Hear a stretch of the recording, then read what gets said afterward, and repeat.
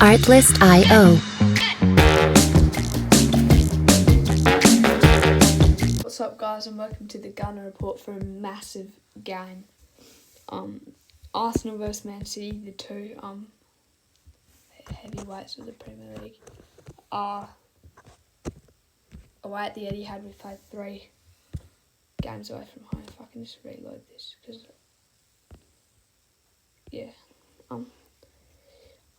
these are the injuries we have.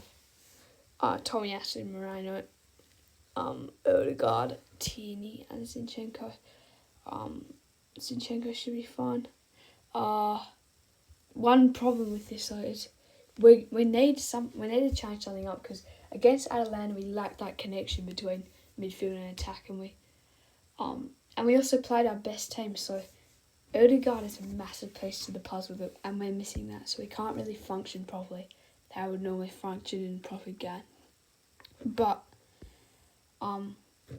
we've got to be inventive. I mean, is it time for Wanyeri to step up? Is it time? Do we do what we did against Spurs? I feel like that's not going to be an option. Man City aren't going to give us space on the break. Man City aren't going to miss chances going forward, especially with the abundance of great players that they have. I mean, if we want to beat them, I think we have to throw something in the woodwork that hasn't been seen before. Just mix it up. See how we go. I mean, there's nothing wrong in trying something new, I guess. It is a big game, but I think this is where we lost the league last season, pretty much. We went for a draw, we were happy with it, but at the end of the day, it turns out we needed a win to win the league. If we build our 11, let's just... I need to think through the starting 11 quickly. Okay. I'll just see how I go along. David Raya in goals. What a player. What a penalty save as well against Atalanta. Ben White at right back. No reason not to. But in saying that, Ben White has not looked his normal self. Against Tottenham, he was a bit shaky. He missed a pass that was kind of... It was kind of right at him, and he wasn't his best against Atalanta. But I think this is the game he has to come back and prove that he's got it. I think Timber has to start now in midfield. This is where it's a tough one. I actually think this might be. I think this will be actually. This is something we haven't done before, and it's just. It might seem a bit confusing. I've gone with 3 DM / kind of centre mids in midfield, because if we want to beat City, we need to dominate midfield, and I'm just thinking, how can we do that? And it's not by putting Havertz or Trossard in there. It's actually by just adding another DM. I mean, we got Wrighty. We've seen him get up the pitch earlier on in the season, especially against Aston Villa, Brighton when he was on, and then Jorginho. We can see what he can do with the ball, and Partey's been really good as a defensive midfield option. So I think that does make sense in hindsight, meaning that it makes it a lot easier to pick the rest of the lineup, except for this left wing position, because you've got 3 options here. You've got 4. You've got Martinelli. He'll put his best foot forward every time he plays. He'll never leave anything on the pitch. But it's just whether he actually has that quality. And we saw he scored some big goals against big teams last season. He scored against Man City and Liverpool. 2 very important goals. And then your second option, you've got Trossard, who, for me, he's more of an impact sub. When he starts, he doesn't seem to have that good of a game overall when compared to when he's coming off the bench. I think that goes down to fitness, maybe. And then you've got Sterling.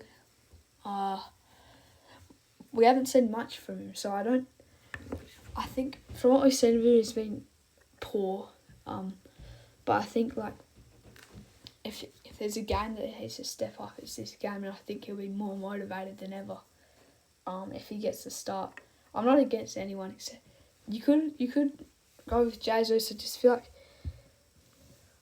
Jesus is just one of those ones where he's not a winger, but he's not an exciting, like, he's not a dangerous attacker. Like, he's not a striker, so he's kind of, I don't know, he's kind of what he can still play on the wing, but he's not fast, so he doesn't really suit the game plan we're going to go out, because we're obviously going to try and play a low block and try and hit them on the break. So that's what we did against Tottenham. So I feel like you have to. I think you have to start Martinelli in this game, because Trossard hasn't been good where he started, and Sterling hasn't showed us enough.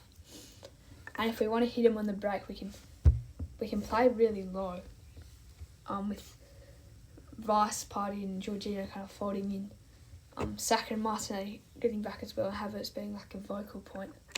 And then the second we get the ball, we can spread in. Jorginho and Rice can push up as well, and Partey can stay a little bit back if you can visualise that. And I think that makes sense. Almost like a 4-1-2-3. And Rice and Jorginho playing it forward into our attackers, and that's something that we obviously missed against Atalanta. And this could help us beat City, of course. And I think when Mikel Arteta needs to actually tell them, like, push up the ground a bit, try and actually be involved in build-up play, be involved in attacks, try and play Martinelli in behind, try and play Havertz in behind, try and play Saka in behind.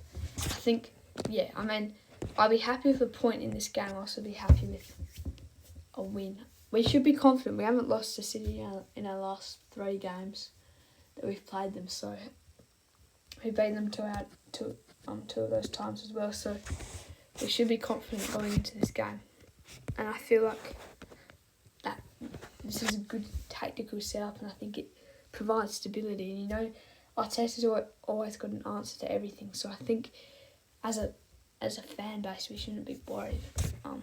And also the players need to just back Arteta's plan, and then we just need to insert it and commit to it. But yeah, this is such a massive game.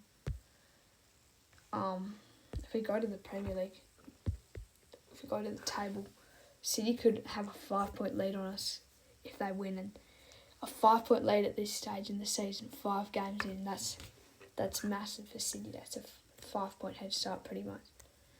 But if we win, we're up by a point, and that's massive for us. I mean, yeah.